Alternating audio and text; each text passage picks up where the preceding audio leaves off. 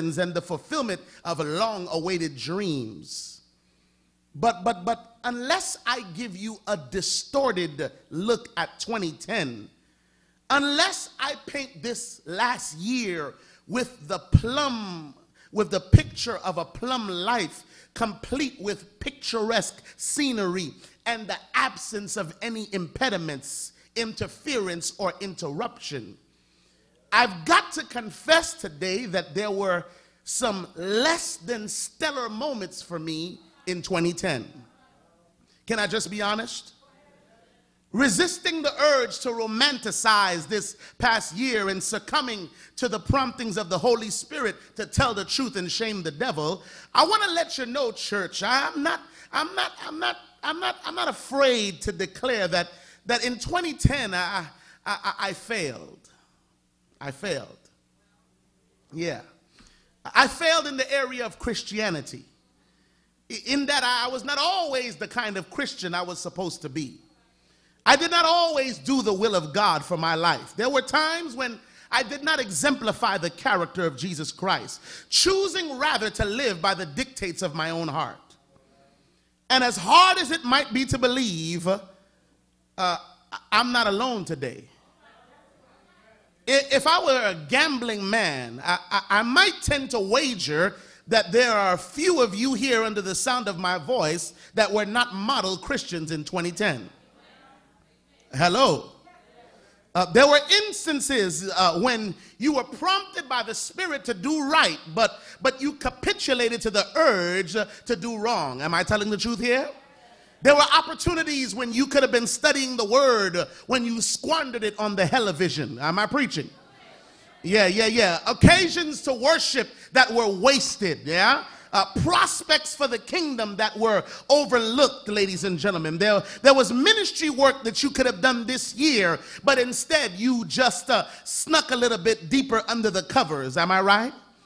In the area of Christianity, some of us have failed. Are we telling the truth? Come to think of it, I wasn't the best father either. There were times when I was a little impatient. When I slightly elevated the decibels of my voice. When I was too tired to spend a few extra minutes with Evan and I hurried him off the bed real quick so that I could get a little bit more time for myself. Am I right? But don't y'all look at me like that, because there are some of you in the parental ranks who did not conduct yourselves in the manner that might garner you Parent of the Year honors either. Am I right?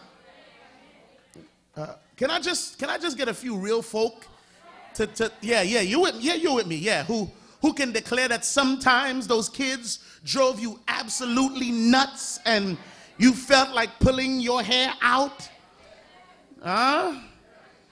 Brothers, let me just come clean with my brothers. I could have been a better husband this year.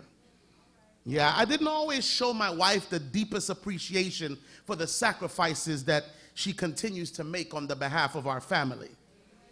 Am I right? I didn't always tell her thank you for the way she keeps the house and the good food that she makes. Come on, brothers, just be honest. You didn't come home with flowers every day. And there were times when you placed the Eagles and the Cowboys and the Ravens and the Giants before those honeydews. Honey do this, honey do that. Am I right? There were times when we took our spouses for granted and we didn't appreciate how uniquely special that they were. Men, are we telling the truth? We could have been better husbands in 2010. But wives, don't think that I'm not going to walk down your street neither. Am I right? There were times when women, you could have been a little bit more encouraging. Am I telling the truth? Huh? There were times when you let off a little steam this time, which was really payback for the stuff we did a few weeks ago. Huh? Go ahead and just confess. Am I right? Sometimes it wasn't really a headache. It was just punishment. Huh? Let me remind you that confession is good for the soul now. You didn't really need You didn't need another pair of black pumps. You just wanted an excuse to accessorize that new handbag. Am I telling the truth? Mm-hmm. Yeah. Speaking about that, some of us could have been better employees. Am I right? I'll be honest, I'm not a candidate for Pastor of the Year. I didn't always preach the most dynamic sermons in 2010. I missed a few appointments, and although I hate to admit it, I ran late a few times. But on this Sabbath, I just wonder what it would be like to be a fly on the wall of some of the places where you guys work. Can I get a witness that some of y'all here turned in some work late? Am I right? You didn't always complete your assignment on time. You turned a half-hour break into a 2-hour shopping spree. Some of y'all allowed your internet research to disintegrate into email reading and chat room entering and video and picture uploading and Facebook and Twitter updating. Am I right? The truth of the matter is, in some way and in some form, all of us can declare that we failed in 2010.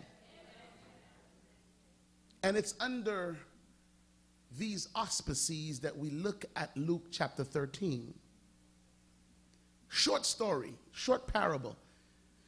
And I want to focus mainly on verses 6 to 9 because they contain some deep theological truth. The story begins, ladies and gentlemen, with the story of a man who had a fig tree planted in his vineyard. Repeat after me. Fig tree in a vineyard. Come on, think about it. Fig tree in a, one more time. What? In a, right off the top, I see some contradictions in the text. We're talking about a fig tree in the middle of some grapes. It's a fig tree, but it's planted in a vineyard. Any one of us looking at this will declare this is a tree out of place. Am I right? But then the text messes us up because the text tells us that it didn't just grow up in the vineyard, it was planted in the vineyard. I wish I had a church here today. In other words, this tree is not growing wild in between rocks. It's not subject to abuse and neglect. The tree has been placed. It has been planted, which means, ladies and gentlemen,